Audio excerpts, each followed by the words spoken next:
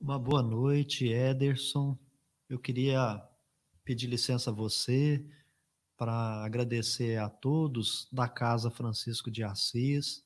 Então, em seu nome, o nosso querido Ederson Souza, eu quero também mandar o meu abraço especial e carinhoso para todos aí da cidade de Sapucaia do Sul, no Rio Grande do Sul. Dizer que é uma alegria, uma felicidade poder conversar com vocês. Conforme foi dito, nós não somos palestrantes, nós somos aqui meros expositores, compartilhadores de conteúdo.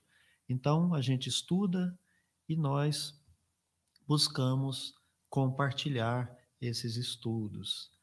Eu gostaria de começar fazendo uma breve introdução, dizendo a vocês que quando nós vamos falar sobre as escrituras sagradas, sobre os evangelhos, sobre a Bíblia, sobre os autores sacros, que nós não estamos nos tornando os pregadores espíritas, ou que nós estamos nos distanciando do espiritismo ou da doutrina espírita.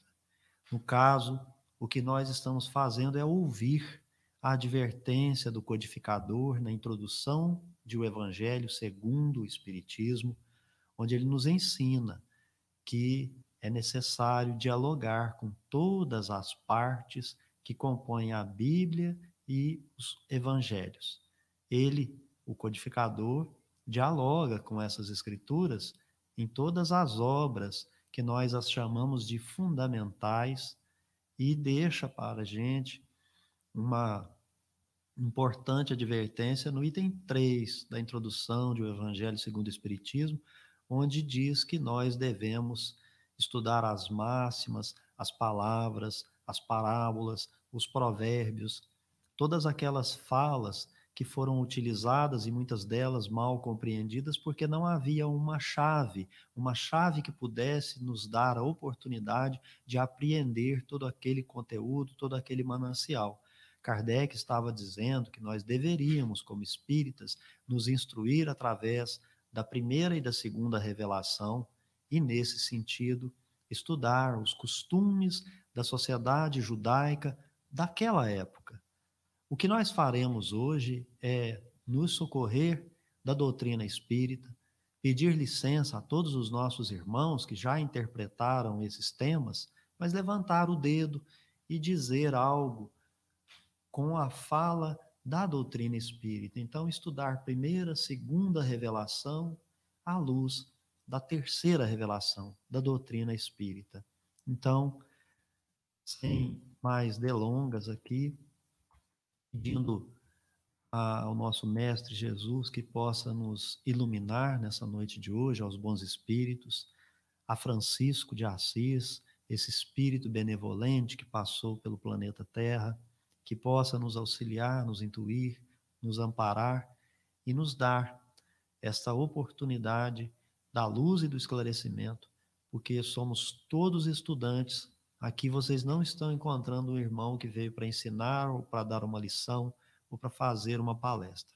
Nós estamos aqui estudando, vamos aprender juntos. O nosso tema da noite de hoje, como foi anunciado pelo querido Ederson, é o sermão profético, comentando ele à luz da doutrina espírita. Então, nós dividimos em 5 partes: o problema das traduções, as predições segundo o Espiritismo e as expectativas do povo hebreu e as características do sermão profético. Depois, algo nós falaremos do sermão profético, faremos uma conclusão nos slides, mas de fato, a nossa conclusão será feita através de uma fala em que nós vamos nos socorrer de um benfeitor espiritual. Ao final, você fica conosco, que nós vamos te dizer quem é. Começando, então, a nossa tarefa da noite de hoje, essa alegre tarefa, nós vamos encontrar o problema das traduções. O problema das traduções. Quando a gente vai estudar a Bíblia, os evangelhos, os autores sagrados, nós vamos nos lembrar sempre, nós estamos no Brasil, falamos português do Brasil não é nem o português de Portugal. Nós não falamos hebraico bíblico, muito menos o grego helenístico, e nós não temos conhecimento do aramaico. Então há um problema das traduções.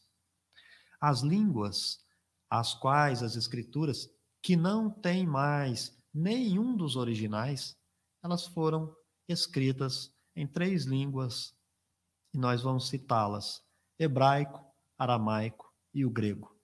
E a gente usa aqui, entre aspas, a quase totalidade do povo de Deus, isto é, somos todos nós, os filhos encarnados na terra, os desencarnados que evoluem ao redor do nosso orbe, não conhece as línguas bíblicas, porque elas se perderam no tempo. Então, a nossa indagação seria: como ler a Bíblia? E nos socorrendo das literaturas, nós vamos encontrar um método de leitura que, a nosso entender, ao nosso sentir, é eficaz, que é consultar mais de uma publicação de tradução desses livros. Esses livros contêm conteúdos interessantes, mas é preciso que a gente tenha a convicção de consultar mais de uma tradução, mais de uma obra. Nós vamos encontrar aí uma variedade, mas nós temos a possibilidade de consultar pelo menos 10, prestando atenção nas diferenças, usando uma boa edição que ela traz a formalidade do texto evangélico, do texto bíblico, com muitas notas de rodapé, fazendo referências a textos, trazendo seus paralelos. Essas informações, para nós, os espíritas principalmente, são úteis, porque vão nos possibilitar compreender o texto naquele ambiente histórico, naquele ambiente social que está ali descrito. E nós vamos então nos encontrar com arqueólogos, com literatos, com pessoas que estudaram línguas. Vamos ter um manancial de informações, fontes que nós devemos nos abeberar. Não é que o Espírito da Verdade nos ensinou: espíritas, instruí-vos. Portanto, nós vamos tentar atender na noite de hoje essa ideia principal que está naquele capítulo 6 do Evangelho segundo o Espiritismo, o Cristo Consolador. Eu gostaria de levar a conhecimento, ou com aqueles que já dialogam com as Escrituras, que lá no costume do povo hebreu, eles usavam essa expressão: a Escritura tem 70 faces. E existem muitos modos que nós podemos ler a Bíblia e os Evangelhos. Nós vamos trazer o nosso, que é sempre prestando atenção. Lembra daquela ideia do Evangelho segundo o Espiritismo, que traz os filtros da lógica, da razão, do bom senso, que traz para nós o controle universal do ensino dos Espíritos? Pois este é o mesmo sistema o qual nós devemos apreender esse conteúdo contido nas Escrituras Sagradas. Então, a Escritura ela tem 70 faces. Esses modos de nós lermos Bíblia e Evangelhos considera, por exemplo, quem escreveu? O autor, porque não foi Deus que escreveu. Então, com lógica, razão e bom senso, nós já precisamos ter isso em mente. Deus não escreveu a Bíblia. Foram homens, seres humanos, que quiseram contar uma história e que mais tarde essa história seria nos contada através das traduções. Então, é preciso ter conhecimento do autor, que são aquelas pessoas que queriam contar a relação com Deus. Eram pessoas que cuidavam de cabras, pessoas que cuidavam da agricultura, pessoas que moravam em tendas, que tinham que se mudar por conta do tempo, dos ciclos, e todo aquele aprendizado que eles tinham até então foi colocado naqueles escritos. Mais tarde, porque antes não havia escritos, havia só a Torá oral. Então é preciso, quando falarmos da autoria, saber que língua foi utilizada, qual o estilo, e que clareza com que as ideias foram expressas. Quanto é que o texto reflete o ambiente histórico-social em que ele foi produzido? Porque, como Kardec disse, é preciso estudar o costume da época e não do século XXI. A gente não tem como estudar com a cabeça pensando num celular, num WhatsApp, dentro da escritura bíblica. Não vai fazer sentido. Aquelas pessoas não tinham esse conhecimento. É preciso prestar atenção nesse sentido na redação e na linguagem, porque o Novo Testamento e também o Antigo Testamento, ele está impregnado, saturado de uma simbologia, porque quem escreveu usava uma linguagem que não a nossa, não é a nossa forma de manifestar. Eles falavam numa linguagem metafórica e eles tinham um interesse muito grande que era impressionar os sentidos. Quais eles? Os 5 sentidos humanos: tato, olfato, paladar, visão, audição. Eles usavam símbolos deveras muito fortes. Como a gente falou, essa escritura tem muitas faces, modos vários de ler. É preciso também pensar naquele que lê, o leitor. Quando eu vou me debruçar sobre uma escritura, sobre um livro espírita, sobre uma obra mediúnica, qual é o meu interesse? Então eu preciso pensar no interesse do leitor durante a leitura. Quanto é que esse leitor conhece daqueles fatos ligados ao texto? Lembra do Kardec, costume da época? Então, quanto é que você conhece? Não dá para pegar a Bíblia, abrir, ler e dar palestra. Não é possível, porque existem fatores que estão ligados aos textos que nós hoje não temos nem notícia, não sabemos. Se não fizermos um estudo prévio, nós não vamos entender.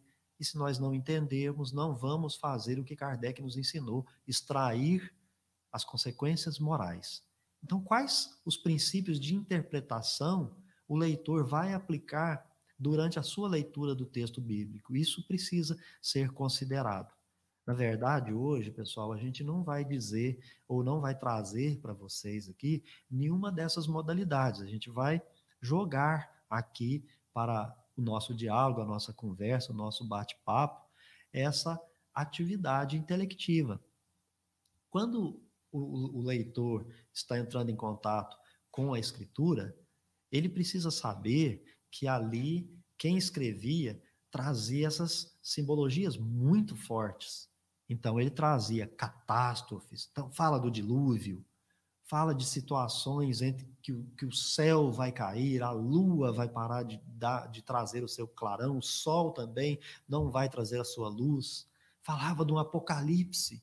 Nossa, como nós falamos no Apocalipse, a gente até criou os cavaleiros do Apocalipse, e eles também faziam previsões, como nós aqui, os leitores, fazemos previsões. E nós, então, nós nos contactamos, né? Entramos em contato com o texto e a gente faz previsão a partir dele. Então, a catástrofe que está escrita lá, ela precisa passar por essa atividade intelectiva do leitor. O Apocalipse lá descrito também precisa passar por esse método. Para quê? Para a gente compreender.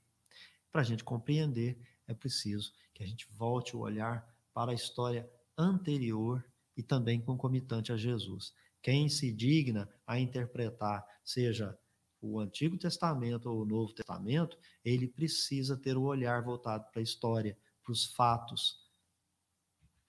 Se nós nos entendemos, sabendo do quão rico é esse monumento da ciência oculta dos hebreus, nós também temos que saber como é que isso acontece. Eles tinham, de fato, e esse é o nosso tema, estamos falando do sermão profético, uma tradição apocalíptica. Esse povo hebreu escreveu toda uma literatura acerca desta tradição. Eles tiveram durante milênios, séculos, vários profetas. São 6.000 anos, 4.000 anos de história com os seus profetas sempre trazendo informações. Hoje nós chamaríamos eles de médiuns. Mas houve um tempo, um período, em que aconteceu um silêncio profético.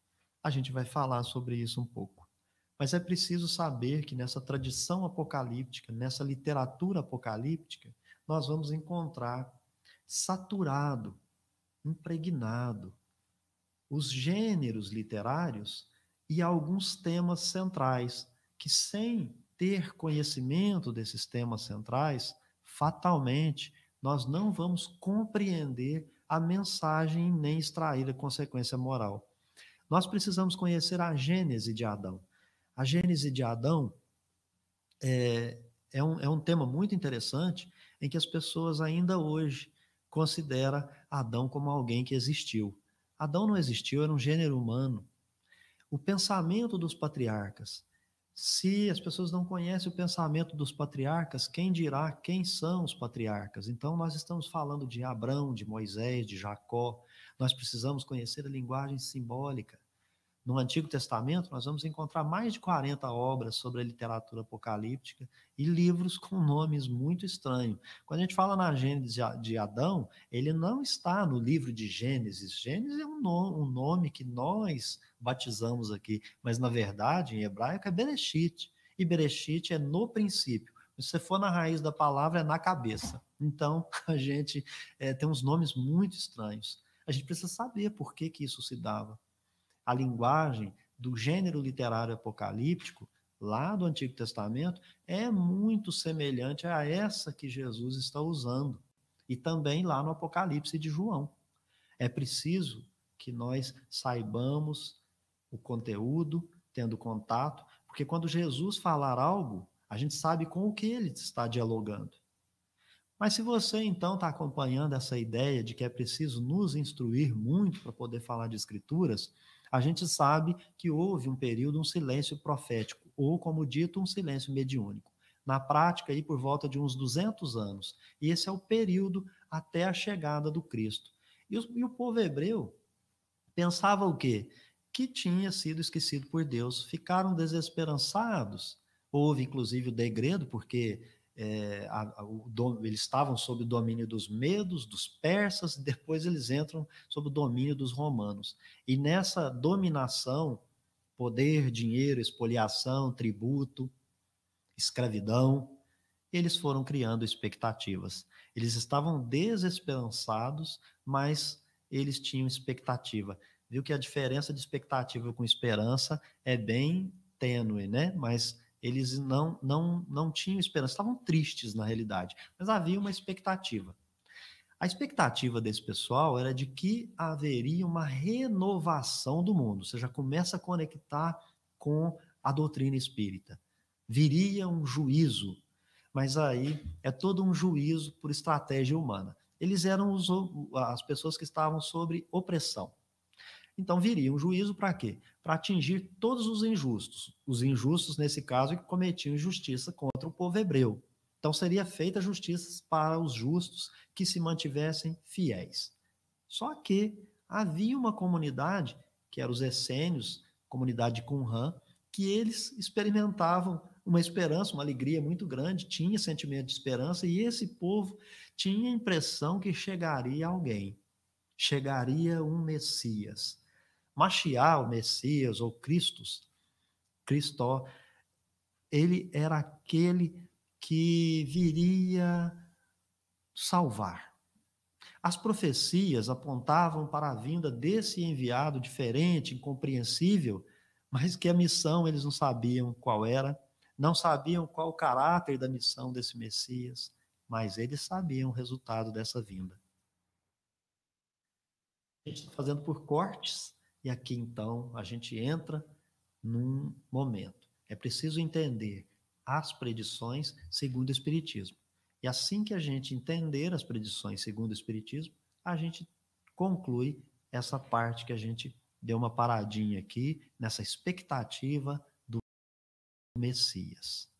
Bom, se você vai na Gênese original, aquela que não foi adulterada, no capítulo 16, você vai encontrar todo um manancial de informações construído para falar sobre predições, previsão.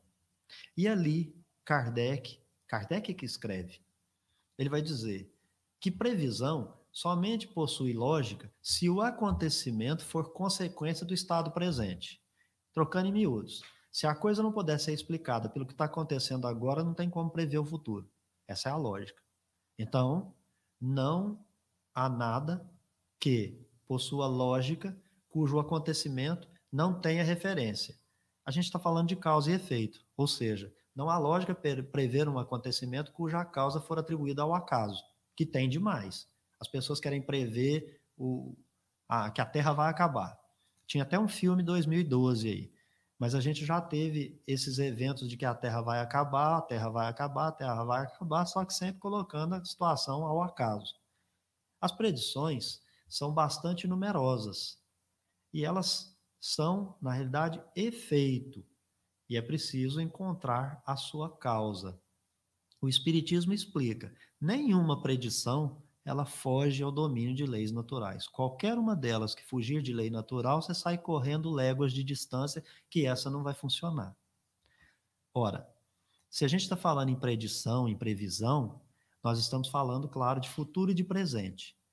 Porém, a doutrina espírita vai nos ensinar. O que você tem que considerar para entender o que o Cristo queria dizer, qual a mensagem daquele sermão? É preciso considerar o tempo, o espaço, a experiência de quem é aquele espírito que vai prever e qual é o ângulo de visão. A diferença entre aquele um que não possui conhecimento com aquele outro que já tem a experiência, está na observação.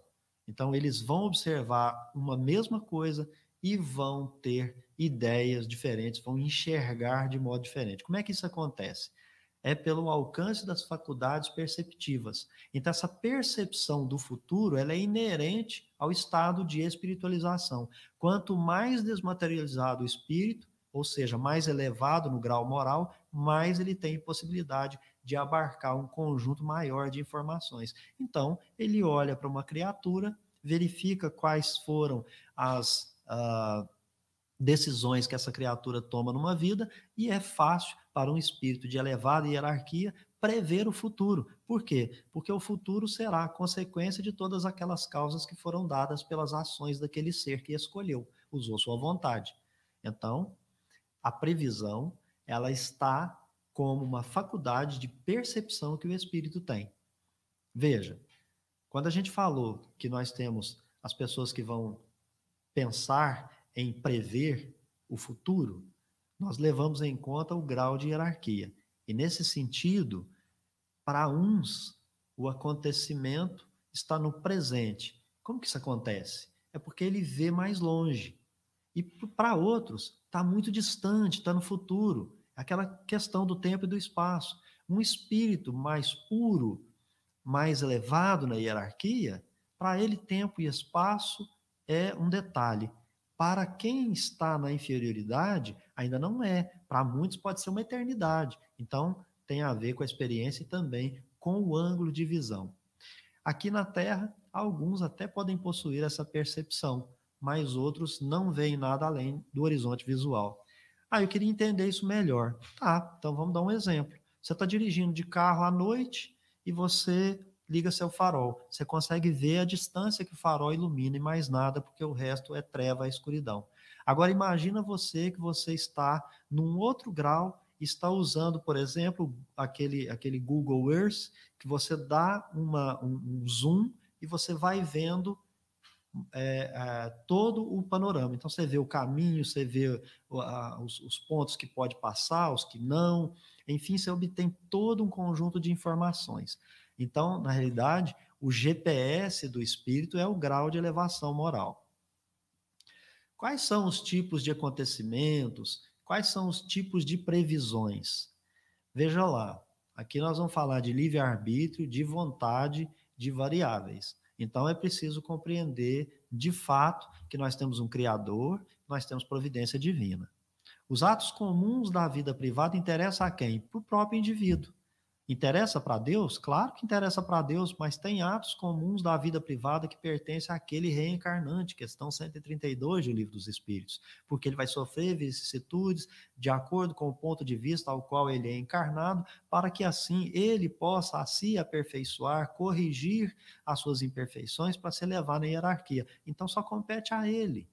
Então são geralmente consequência, os atos, né, são geralmente a consequência da maneira de proceder de cada um. Então, como é que você vai prever? Você verifica habilidade, perseverança, prudência, energia e capacidade. Não é uma fatalidade cega. Não é nada independente, fora da criatura. É tudo inerente à criatura. Então, a criatura age, há uma consequência. Então, conforme o caráter do indivíduo, você, então, facilmente pode predizer a sorte que o aguarda no caminho que haja escolhido. Vou trocar em miúdos. Aqui é uma regra básica. Se você pega uma bolinha azul e joga na parede, ela vai voltar na cor azul, ela não vai voltar verde. Então, é assim que a gente entende. Então, depende da ação para ter a reação, e é possível, então, nesse caso, fazer previsões. Muito livro mediúnico utiliza essa ideia, mas não faz tábula rasa, porque o Kardec vai ensinar. Nada é cego, nada é fatal, nada é independente do indivíduo. O indivíduo pode mudar. Ele muda a rota assim que ele quiser. Então, o GPS vai dizer, né, recalculando rotas. O acontecimento extraordinário, esse é do interesse geral. Se o ordinário é comum, o extraordinário está fora do comum. Então, ele é de interesse geral. Diz respeito a toda a humanidade. Aquilo que diz respeito ao conjunto está na mão do Criador. É regido pela providência. Então, nós vamos verificar que existem os propósitos divinos que vão se cumprir de uma maneira ou de outra. Que propósitos são esses? Aqueles regidos pelas leis naturais, e todos nós vamos ser perfeitos. Então, ninguém vai sair dessa historinha. Não tem queda de Adão, não tem queda de anjo, todo mundo, pelo contrário, vai ser perfeito. E o universo, interdependência, interseção, lei de causa, de consequência, ele procede igualzinho, está na questão 540 de O Livro dos Espíritos. Tudo se encadeia em universo, desde o átomo até o arcanjo. Então, a evolução segue essa rota. Ainda na Gênese, o que está no desígnio de Deus? Aí a gente precisa pensar. Resultado ou detalhe? A lousa anterior, ou seja, o slide anterior, nos deu a ideia de que Deus não vai se preocupar com o detalhe. Ele deixa para todos nós a decisão desses detalhes. O que se preocupa é com o resultado, porque o resultado fatalmente será ser espírito puro. Nós vamos todos participar da obra da criação, e cada um de nós vai ter o seu momento de assumir a cocriação, seja no plano menor, no plano maior. Os resultados desses acontecimentos estão nos desígnios de Deus, mas os detalhes não. Por quê? Ele permite, através do livre-arbítrio, que as circunstâncias sejam regradas pelas escolhas de cada um. É possível uma predição do conjunto da obra, somente no caso disso ser útil. Por exemplo, uma guerra inevitável, Jesus previu várias, mas daqui a pouco nós vamos ver o que ele falou sobre elas. Não há previsão do quando isso vai ocorrer, nem das minúcias. Tem gente que fica dando data. É o falso Cristo, o falso profeta. As minúcias, elas são modificáveis pela vontade humana. E Deus não quer destruir a sua obra da criação. Pelo contrário, Deus é amor. Então, destruição só pela lei de destruição em razão da matéria. Espírito de maneira nenhuma. Uma predição circunstancial, ela nunca oferece certeza. Então, quando nós estivermos tratando de circunstâncias, temos que ter muita calma nessa hora. Probabilidade é provável, pode ser que aconteça, mesmo quando sobre ela não paire quaisquer suspeitas, tá certo? Então, cuidado com mensagem mediúnica prevendo todas essas coisas que vocês já ouviram por aí, falando do apocalipse da pandemia. Tempo e espaço são avaliados pelos espíritos, a gente acabou de dizer, por comparação, porque nós, os seres encarnados, usamos pontos de referência. Então, esses pontos nos servem de comparar para que você saiba o tempo, a distância, né? Para quê? Para que a gente viva aqui em sociedade, em razão só da vida de relação. E para o espírito, não tem isso. O espírito, ele não tem os mesmos pontos de referência que nós. O tempo, aqui nós medimos por instrumentos de precisão. E esses instrumentos, esse é o Kardec que escreve, não existem no mundo espiritual. Tem gente criando um monte de instrumento de precisão no plano espiritual. Tenha cuidado com isso, viu? Porque o Kardec diz isso no capítulo 16 da Gênese. Então é preciso ter um olhar para as obras mediúnicas, segundo a doutrina espírita, segundo a codificação. A Gênese, no capítulo 16, ainda falando de predições, elas vão nos esclarecer. Espírito sábio, espírito puro, ele não prediz nada para a época fixa. Por tudo aquilo que a gente já falou, não vamos repetir. Eles vão se limitar somente a nos prevenir sobre sequência de fatos, mas somente aqueles que não sejam úteis conhecer, porque cada um de nós precisamos experienciar. A lei da reencarnação compulsória é uma só. Todos terão que reencarnar, a questão 132. Mas sofrer os problemas, as vicissitudes, isso vai depender das circunstâncias. Então, fatos, sequência de fatos, só quando for útil para a humanidade. Fora disso, segue passeio, né? Buscar pormenores específicos, isto é, avisa aos espíritas. A gente começa a perguntar. Vocês vão ver que os apóstolos começam a fazer pergunta para Jesus e ele vai esclarecer, ele vai ser firme. Né? E nós vamos lembrar disso. Buscar pormenores específicos é se expor às mistificações dos espíritos levianos que vão querer predizer tudo. Então, se você quer perguntar sobre tudo, vai ter gente para responder sobre tudo. Lembra São Luís falando lá, numa das comunicações, né? Para o próprio codificador, quando ele fala acerca de um passarinho lá, ele falou assim: evoca as pedras que as pedras vão falar. Tá? Você tem que ter cuidado com isso. Os espíritos levianos não estão preocupados com a verdade, estão preocupados em se divertir às nossas custas, principalmente quando essas coisas nos causarem pavores, decepções, e eles vão rir muito de nós. Vamos voltar para aquele ponto onde nós tratávamos das expectativas do povo hebreu e avançar nas características do sermão profético. A gente falava do Apocalipse. Gente, não tem cavaleiro do Apocalipse. Por quê? Tem cavaleiro da revelação? Não tem. Nós estamos experimentando uma revelação doutrinária, que é a doutrina espírita, a terceira revelação, por uma pleiade, por um conjunto de espíritos superiores que confirmaram, que concordaram numa série de informações que nos retirou véus, ou seja, que nos revelaram. Então, Apocalipse, o significado é revelação. Qual é a expectativa daquele povo hebreu? Que Deus viesse se revelar por inteiro. E aí está o erro de quem interpretou mal, achando que Jesus é Deus na terra. Não é. Deus assume o comando, mas segundo as expectativas daqueles que escreveram as escrituras, que foram mal traduzidas, mal interpretadas, usadas para o domínio e para o poder, como até hoje, até o advento da doutrina espírita, que iria com a chave todinha no espiritismo nos ajudar a interpretar melhor. Então haviam várias expectativas, duas delas que vai nos interessar. Eu sei que você está querendo saber como é que Deus assume o comando, nós vamos explicar. Então tinha expectativa do povo hebreu. Ora, o grupo majoritário, a turma que esperava o Messias, eles acreditavam dessa maneira, se é que eu posso resumir. Viria o Messias e o mundo, como mágica, ia modificar automaticamente. Com a chegada dele estava tudo regenerado.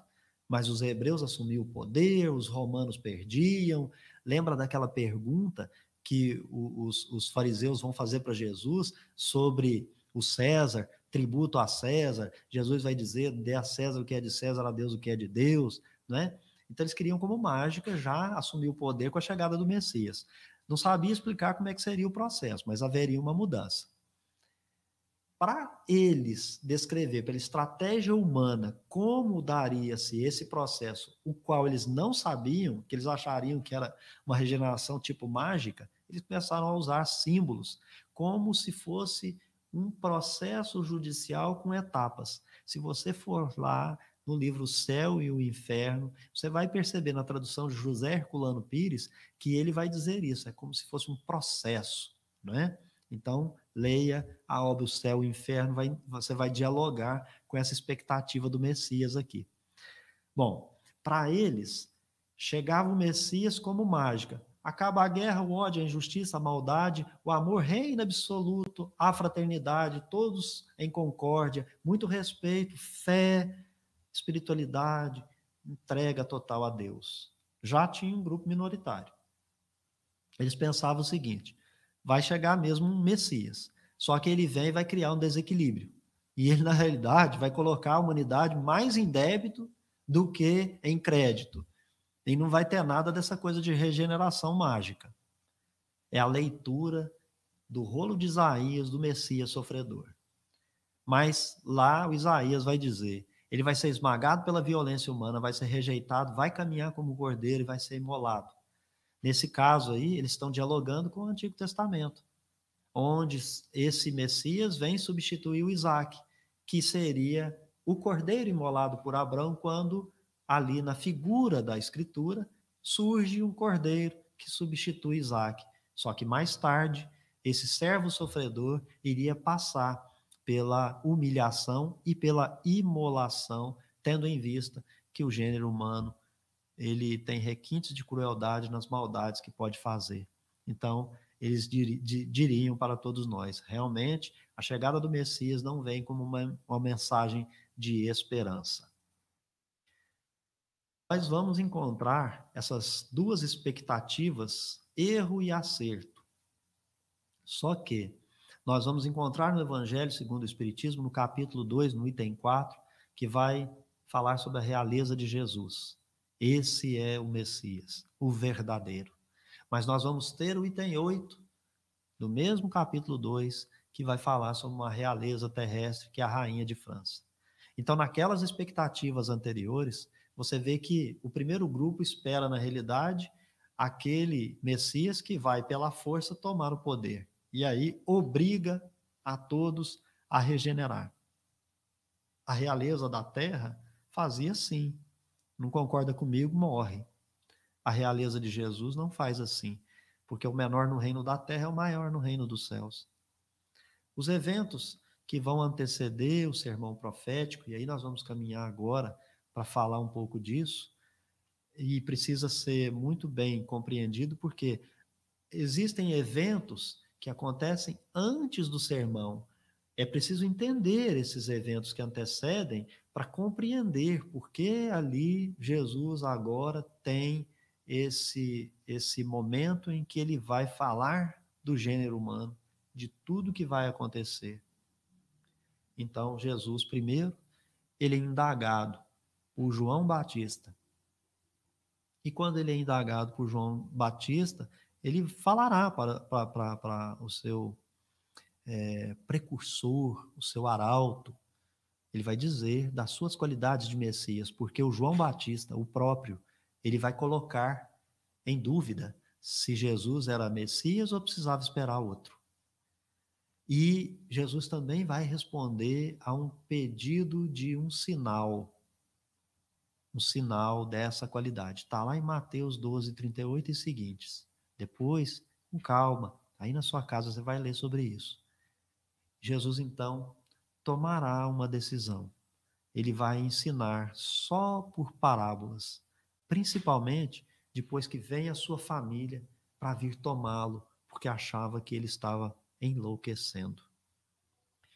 A seguir, lá no capítulo 13, nos versículos 31 a 32, falará da parábola do grão de mostarda, e é ali que ele começa a falar da árvore do evangelho, aquela mesma que dizem que foi transplantada para o Brasil. Bom, se nós estávamos entendendo que houve eventos que antecederam o sermão profético, é preciso saber agora as características do sermão profético. Presta atenção que anteriormente a família de Jesus veio tomá-lo. Então, há sempre um diálogo do Novo Testamento com o Velho Testamento. As características do sermão profético estão na obra A Gênese também. Lá você vai encontrar um capítulo. Eu estou falando da Gênese de Kardec de 1868. Lá ele fala que os tempos são chegados. Essa é uma característica do sermão profético de Jesus. Os tempos são chegados. Naquela oportunidade, Jesus informa a todos que, de fato, a expectativa de regeneração da humanidade, do gênero humano, era legítima. Eles acertaram naquela expectativa que tinham. Só que Jesus já vai corrigir o itinerário.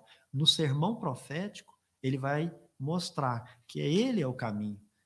E essas expectativas de até então estavam corretas, porém, o caminho, o processo, o itinerário era outro.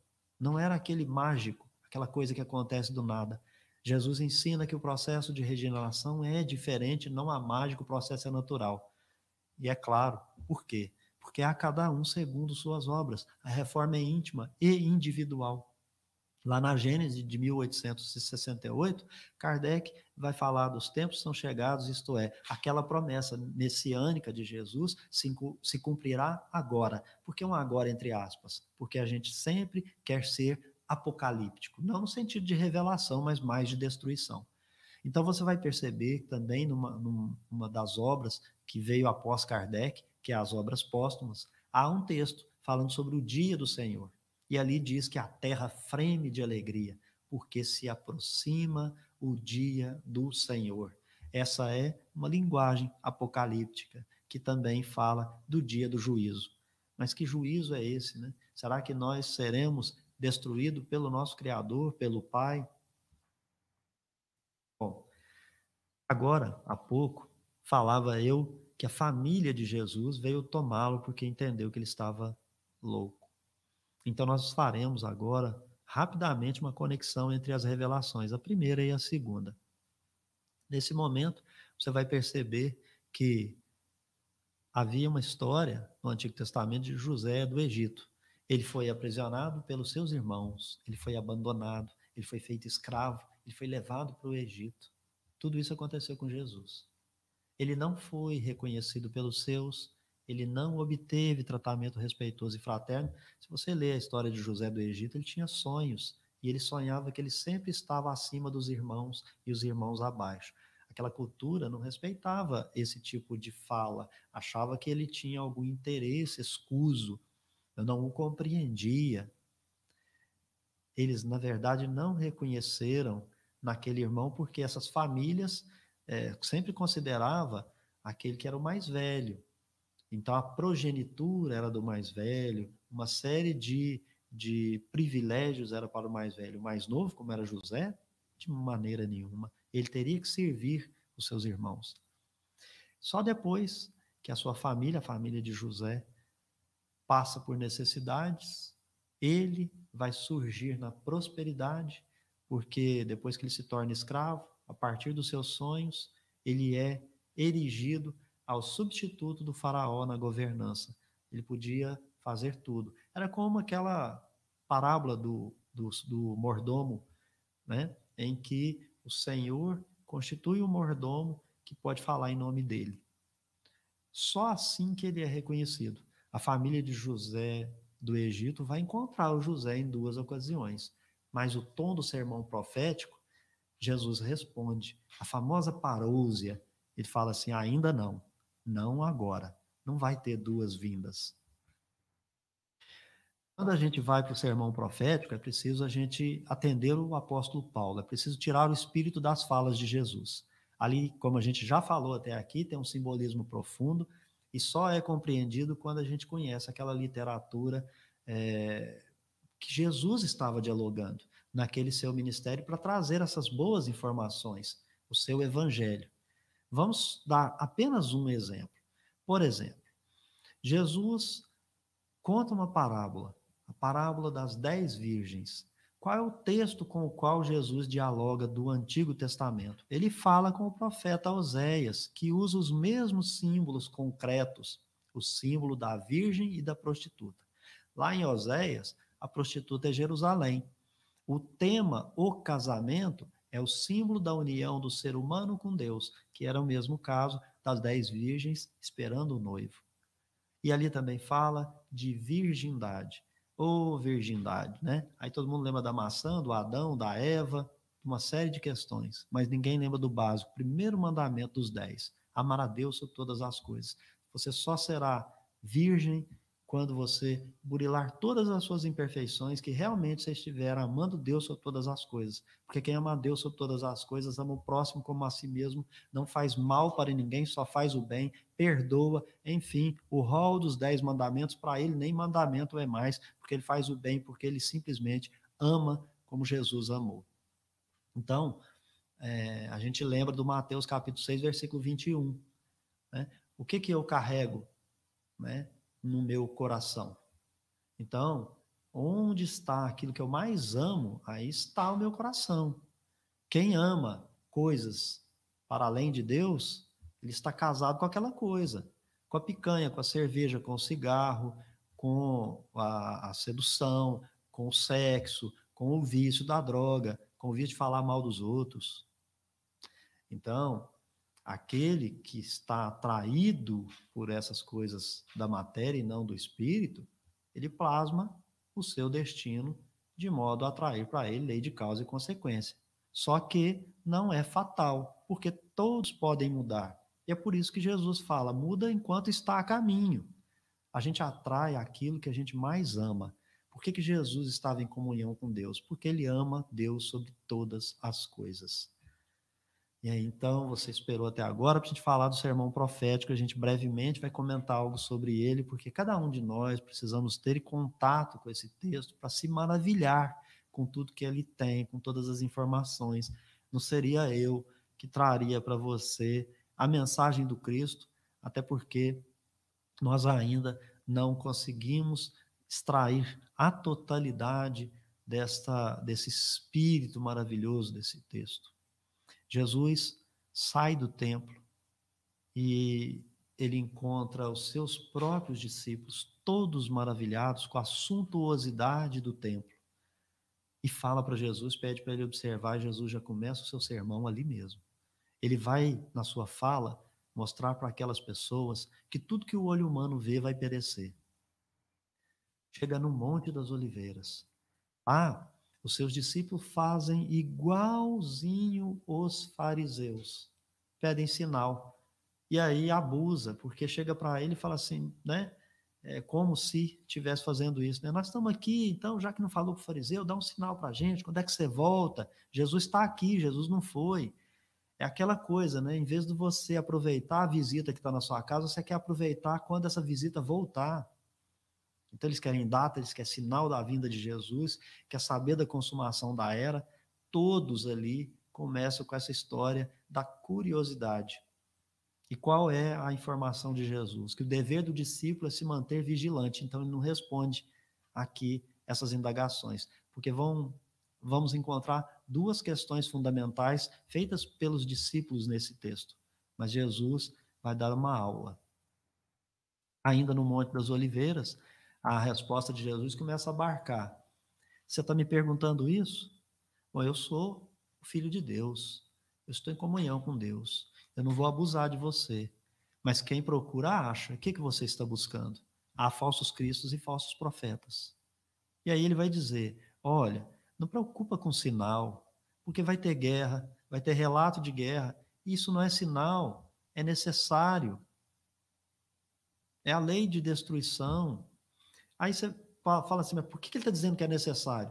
Nós somos bons, nós somos espíritos puros, nós já melhoramos, então nós teremos fome, nós teremos terremotos, nós precisamos aprender a usar e gozar os bens terrenos, nós precisamos entender que tudo isso faz parte de leis naturais, porque existe de um lado o necessário e do outro o supérfluo. Então, nas nossas experiências reencarnatórias, precisamos passar por isso. A fome é a lei da causa e consequência, porque alguns egoístas mantêm para si, enquanto outros passam fome. Não é assim no século XXI. Os discípulos, os seus discípulos, aquele que luta pelo evangelho, que luta pela divulgação do evangelho, aquele que realmente quer pregar o evangelho, ele não tem nenhum título de eleito. Ele vai passar por provação, por morte, por ódio, por guerra. Tem o milagre de Jesus chamando um dos seus discípulos, né, que seria o Lázaro, né? Não dos 12, mas um que acompanhava Jesus. Não tem relato de que Lázaro ficou vivo até hoje, não. Ele morreu. Ausência de amor, ausência total de amor. Jesus está dizendo fome, terremoto, egoísmo, provação, ódio, guerra, por quê? Ausência total do amor. Não é assim quando Cristo estava aqui e hoje no século XXI? E aí não parece que o mal parece que vai vencer. Mas aí Jesus fala para quem tem ouvidos de ouvir e vai dizer: persevera. Quem segue o Cristo? Quem segue o Cristo? Aquele que busca agir como Cristo. Você não sabe como agir como Cristo? Se pergunta como, na atividade do dia a dia, como ele agiria no seu lugar. Não sabe? Leia o Evangelho. Ali tem uma rota pura e cristalina. Quem segue o Cristo não abandona esse caminho, ele segue o caminho. O caminho é o próprio, é o Cristo. Ele é o caminho, ele é a verdade e ele é a vida. Quando ele fala em acertar o alvo, aquele que persevera acerta o alvo, ele está falando da salvação tanto buscada, porque as pessoas pegaram a história do pecado e da salvação. Pecado, para o hebreu, é errar o alvo. Jesus vem para salvar, para colocar no alvo. Ele exemplifica, você segue o caminho, você acerta o alvo. E assim, você sabe que acertar o alvo é ser um ser humano de bem, com todas aquelas características lá do Evangelho. Quanto à consumação da era, que foi a pergunta que foi feita a Jesus, Mateus vai trazer para nós essa lição do Evangelho. A consumação da era, quando é que a coisa termina? Jesus deu como diz os meninos na gíria, deu a fita. Proclamar o reino de Deus por toda a terra. O reino de Deus está proclamado por toda a terra. Todas as nações já dão testemunho do Evangelho do Cristo.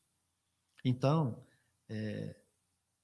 ele ali, naquele momento, ele diz assim, olha, existem certas previsões que elas se referem a fatos que chamou a atenção de vocês para mudarem de conduta, mudar sentimento e pensamento. Espíritas, amai-vos, espíritas, instruí-vos. Lá atrás ele falou, amar a Deus sobre todas as coisas e o próximo como a ti mesmo, perdão das ofensas, indulgência.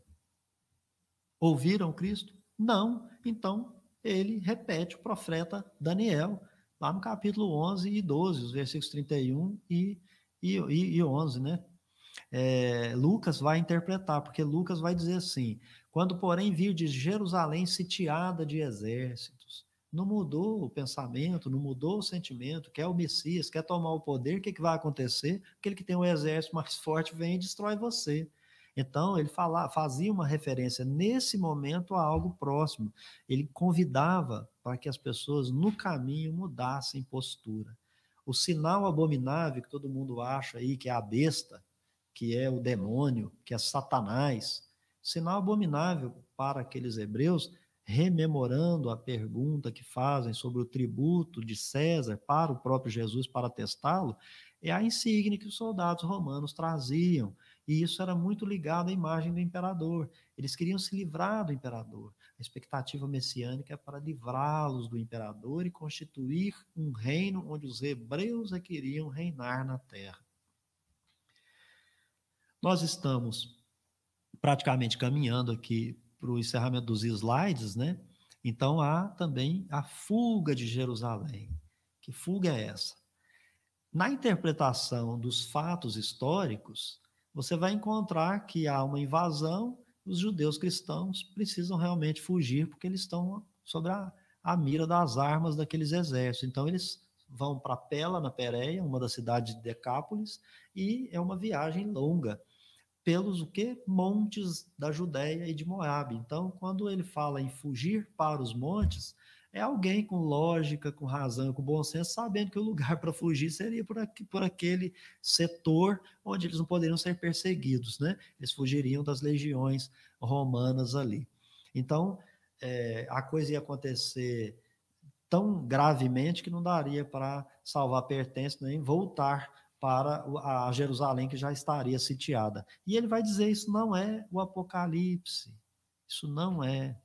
Aí as pessoas falam assim, mas ele falou da mãe amamentando o filho, da grávida.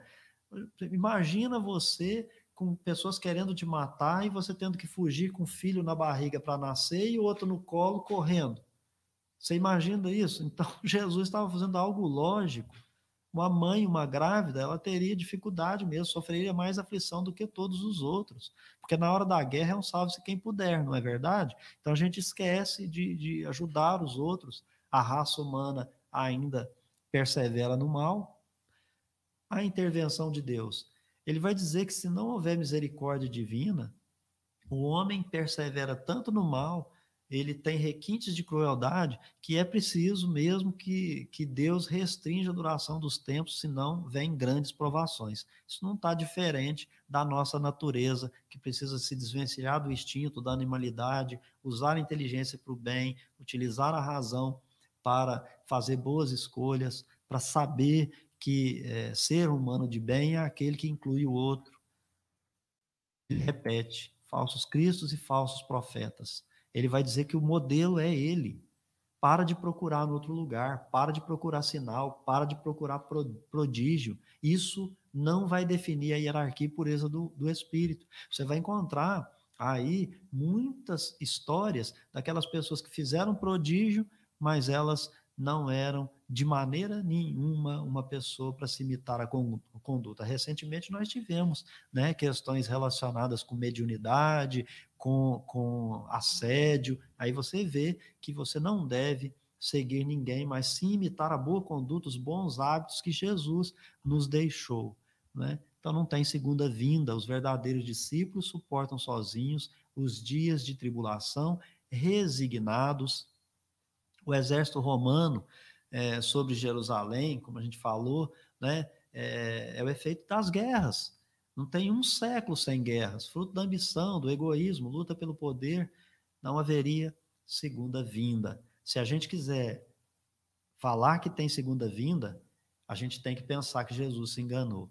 Mas ele não se enganou, porque nós vamos encontrar nos versículos 27 e no 36 a explicação dessas questões, né? E ele fala, né? Somente o Pai sabe o dia e hora da consumação da era, porque a parousia seria Jesus vindo para julgar em nome do Pai, após a consumação da era. Mas a consumação da era é só quando o evangelho estiver proclamado por toda a terra. Será que já está?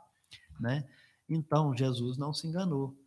Jerusalém realmente foi conquistada pelos romanos, a igreja cristã logo em seguida se propagou, houve, né, os séculos 1, 2 e 3, aí, um cristianismo primitivo que a gente tenta revivecer, houve pilhagem da cidade santa, houve realmente no ano 73, segundo Flávio Josefo, um morticínio de 1,100, né, 100 mil pessoas, 1,1 milhão de pessoas mortas, uma catástrofe mundial de maior grandeza para aquela época.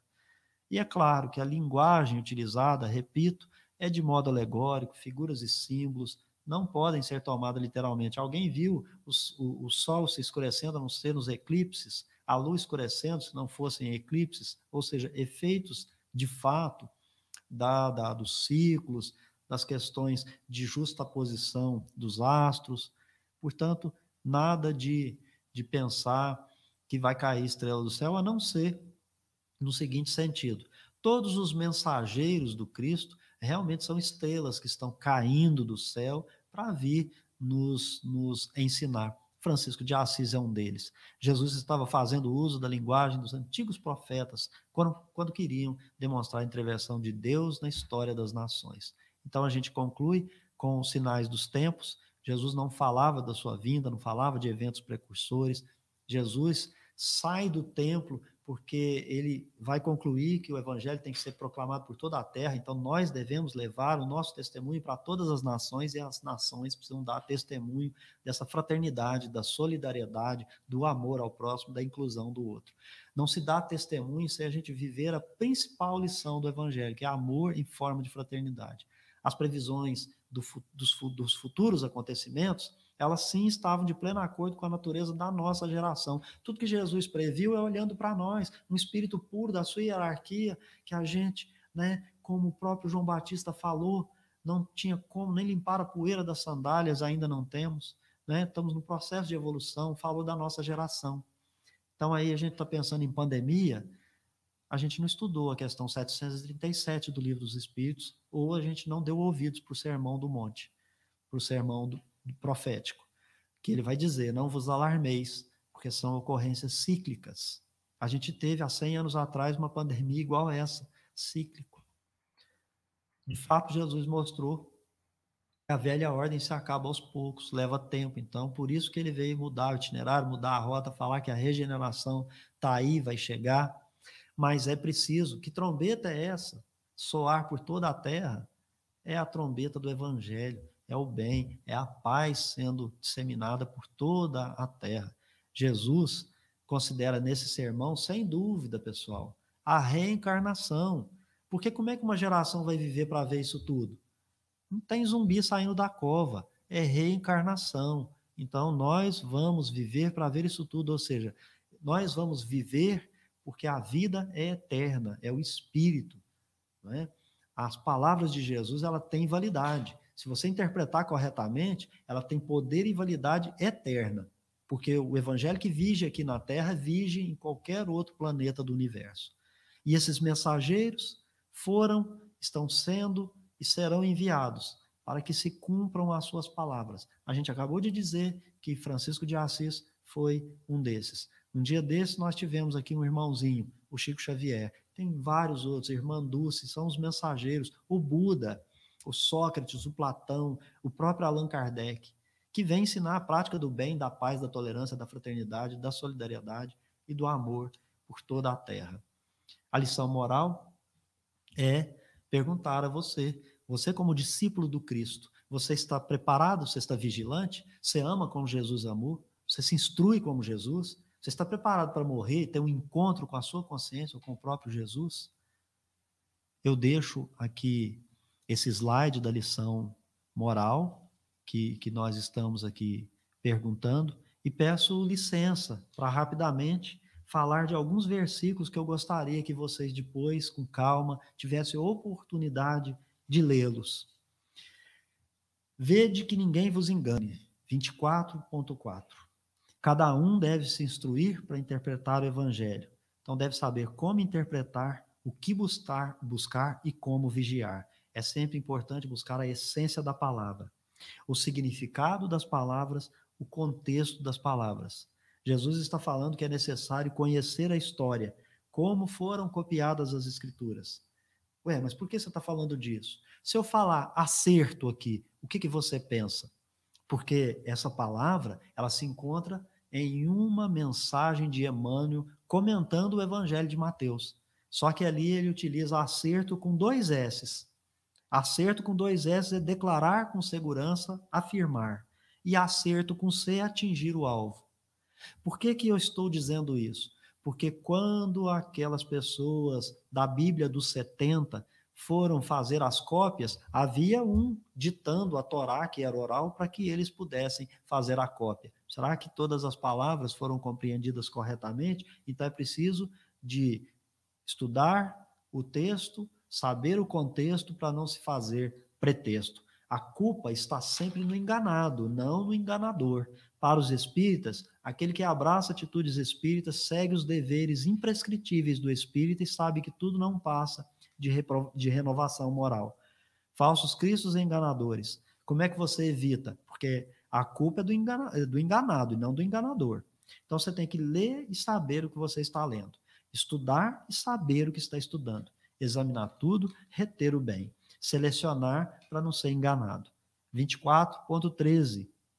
Perseverar até o fim para ser salvo. Compreender o significado e não deixar preconceitos guiar o intérprete. O fim quer dizer objetivo. Salvação quer dizer acertar o alvo. O objetivo é desapegar dos maus hábitos. Salvar-se é chegar à perfeição. E não nada ligado à catástrofe. 24, versículo 15.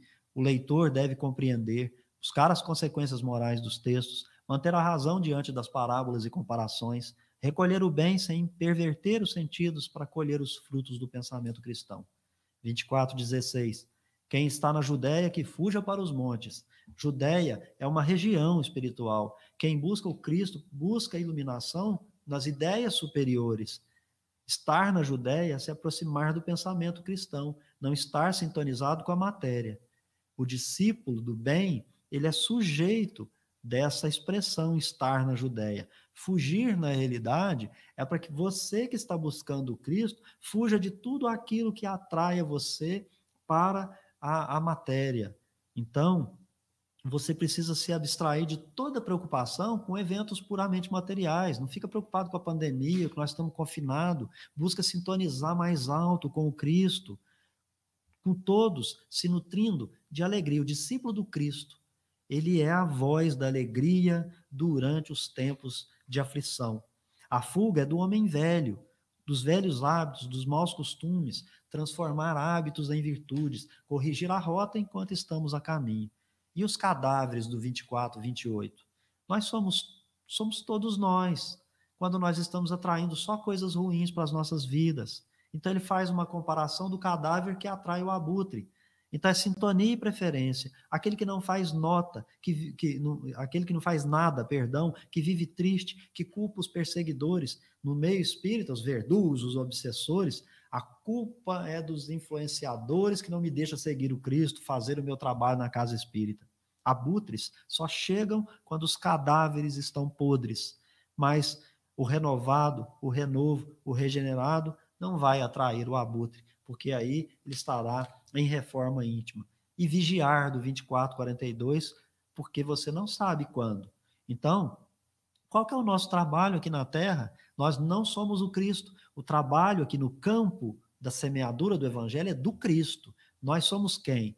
Nós somos aqueles que são as sentinelas. Por isso que a gente tem que vigiar. A sentinela vigia o campo do plantio. O semeador é o Cristo, o campo é dele. Cada um cuida da própria tarefa. Qual que é a nossa tarefa? Sublimação individual. Nós somos sentinelas. Então, para não falir na tarefa, a gente não sintoniza com o mal, não deseja o mal, a gente busca a lei de preservação, que é uma lei natural. Deus não tem nenhuma criatura imprescindível para nada, então vigia. Vigia porque você pode ser retirado da tarefa quando você começar a fazer coisa errada. O Senhor encontra os servos sempre fazendo o que deve. Então é preciso ter perseverança. 24, 46. Seguir as diretrizes, ter disciplina, bons hábitos no tocante aos mandamentos divinos e no serviço ao próximo, renunciando a si mesmo. Ninguém fará por nós o que só nós podemos fazer por nós. 25, 14. Cuidar dos bens confiados pelo Senhor. Reconhecer em si e à sua volta quais são esses bens. Se foi colocado numa família, está na casa espírita, está num trabalho, tudo tem seu valor, tudo é digno na obra da criação. Nenhuma coisa é imunda, diria Paulo, Romanos 14, versículo 14, senão para aquele que a tem como imunda. Repito, nenhuma coisa é imunda, nada, senão para aquele que a tem como imunda. Não espere ter mais do que dispõe para trabalhar servindo e se burilando. O céu, na realidade, não começa lá, ele começa aqui na terra. A cada um segundo suas obras. 25:15. A cada um segundo sua capacidade.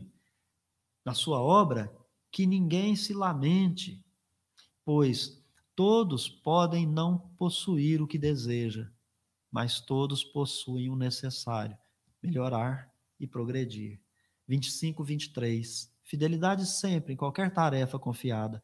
Tudo servirá para o bem ou para o mal, segundo a direção que nós dermos para um ou para outro. Tudo serve à felicidade e ao aprimoramento do mundo. Converse com Deus, converse em silêncio, para que Ele te ensine a realizar todo o bem que lhe cabe fazer. Ter medo? Ah, mas ter medo é comum, é coisa do humano. Discípulo do Cristo não tem medo. Você não pode esconder o seu talento. Você não pode esconder o seu talento. Então não pode se esconder atrás do medo. É preciso realizar. Cada um tem que empurrar o seu arado. O medo não é desculpa, nem a preguiça e nem o desânimo. Eu encerro, né? Em qualquer circunstância, é necessário adquirir conhecimento e se esforçar no bem. O medo não é desculpa. 25, 40. O bem para o semelhante é o bem para Deus. O menor ato de bondade na terra será sempre considerado como oferta de amor a Deus sobre todas as coisas.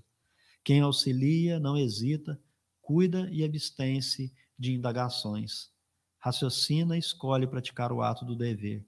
Deus está conosco, em silêncio. Então, ouça. Aqui eu devolvo para o meu querido Ederson aí, para que ele retorne para a live. E agradeço, então, a todos que estiveram conosco nessa nossa exposição da noite de hoje. Espero que tenha sido de alguma sorte aí, válido para as nossas reflexões. Agradeço a Deus e a Jesus, ao Ederson e à Casa Francisco de Assis, a todos vocês que estiveram conosco.